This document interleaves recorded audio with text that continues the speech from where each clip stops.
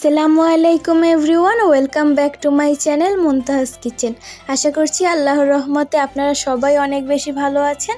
দেখতে দেখতে আমরা এই 4টা রোজা পার করলাম। আলহামদুলিল্লাহ, সামনের রোজাগুলো যাতে এভাবে পার করতে পারি। তো আজকেও আপনাদের সাথে একটা মজাদার ইফতার রেসিপি শেয়ার করব। বিশ্বাস করেন, এই ইফতার রেসিপিটা বানাতে কিন্তু আপনার 2 মিনিট সময়ও লাগবে না, এতটা সহজেই আপনারা বানাতে পারবেন। আর খেতে তো মাশাআল্লাহ অনেক বেশি ভালো হয়। শুধু ইফতারই না, বাচ্চাদের টিফিন কিংবা সন্ধ্যার চায়ের আড্ডায় কিন্তু এটা স্ন্যাক্স হিসেবে রাখতে পারেন। আশা করছি আপনাদের কাছে আজকের রেসিপিটা ভালো লাগবে। তো এই স্ন্যাক্সগুলো তৈরির জন্য আমি এখানে 2টা আলু নিয়েছি। আলুগুলোকে আমি প্রথমে কি করেছি, ভালো করে ধুয়ে পরিষ্কার করে সেটাকে উপর দিক দিয়ে খোসাটা ছাড়িয়ে আবার পানিতে দিয়ে দিয়েছি, কারণ আলুতে কিন্তু অনেকটাই কষ থাকে। যদি এরকমের খালি রেখে দিই তাহলে কিন্তু এটা উপর দিক দিয়ে কালো হয়ে যেতে পারে। তো আমি পানি থেকে আলুটা তুলে নিয়ে একটা ছুরির সাহায্যে এভাবে গোল গোল করে পাতলা স্লাইস করে কেটে নিচ্ছি। আরেকটা কথা, আমি এখানে 2টা আলু নিয়েছিলাম ঠিকই, কিন্তু একটা আলু দিয়েই বেশ অনেকগুলো তৈরি হয়েছে, তাই আমি অন্য আলুটা নিলাম না। আর দেখতেই পাচ্ছেন যে আমি পুরুত্বটা কতটা পরিমাণে রেখেছি। এবারে আবারও আমি পানিতে দিয়ে দিলাম, কারণ এরকম আবারও রেখে দিলে কিন্তু এটা কালো হয়ে যাবে। তো পানিতে দিয়ে একটু সময় এরকম একটু ধুয়ে নেব।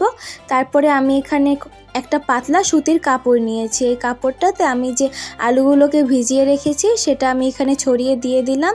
তাহলে ওই যে পাতলা কাপড়টা দিয়েছি সেটা আলুগুলো থেকে পানিটা নিয়ে নেবে। আর উপর দিকের যে পানিটা আছে সেটা আমি একটা টিস্যু পেপারের সাহায্যে এভাবে চেপে চেপে পানিটা তুলে নিচ্ছি।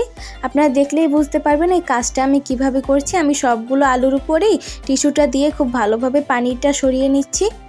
এরকম কয়েকবার করলেই দেখবেন উপর দিক দিয়ে আলুগুলো কিন্তু একদম শুকিয়ে যাবে। তো এবারে আমি আলুগুলোকে তুলে নিয়েছি। এখন কিন্তু আর এগুলো কালো হয়ে যাবে না। এবারে আমি একটা ব্যাটার তৈরি করে নিচ্ছি। এখানে আমি 3 টেবিল চামচ পরিমাণে বেসন নিয়েছি, আর নিয়েছি 2 টেবিল চামচ পরিমাণে চালের গুঁড়া, হাফ চা চামচের মতো লবণ, হাফ চা চামচ হলুদের গুঁড়া, হাফ চা চামচ মরিচের গুঁড়া দিয়েছি। তার সাথে দিয়ে দিচ্ছি সামান্য কিছুটা পরিমাণে ধনিয়া পাতা। এবারে আমি অল্প অল্প করে পানি অ্যাড করে এটা আমি খুব ভালো করে মিশিয়ে নিচ্ছি। আর এর ব্যাটারটা এমন হবে যে বেশি পাতলাও না আবার বেশি ঘনও না, তাই অবশ্যই সবসময় অল্প অল্প করে পানি অ্যাড করবেন যাতে এটা বেশি পাতলা না হয়ে যায়।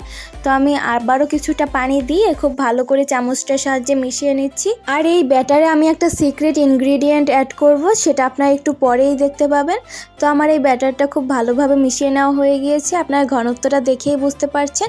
আর সিক্রেট ইনগ্রিডিয়েন্টটা হচ্ছে, এখানে আমি যে তেলটা নিয়েছি এটাই হচ্ছে আমি এই আলুগুলোকে ভেজে নিব। তো এই তেলটা যখন হালকা গরম হয়ে যাবে তখন আমি এখান থেকে 1 টেবিল চামচ পরিমাণে তেল তুলে নিয়ে ব্যাটারে দিয়ে দিয়েছি আর খুব ভালোভাবে মিশিয়ে নিলাম।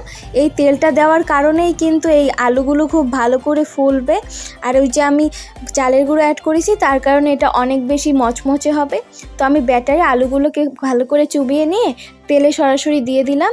দেখতেই পাচ্ছেন তেলে দেওয়ার সাথে সাথেই কিন্তু এগুলো ফুলে উঠছে। আমি এবারে এপিট ওপিট খুব ভালো করে ভেজে নেব। আর আমি এখন চুলার আঁচে রেখেছি মিডিয়ামের থেকে একটু কম রেখেছি, যাতে এর ভিতরে আলুটা খুব ভালোভাবে সিদ্ধ হয়ে যায়।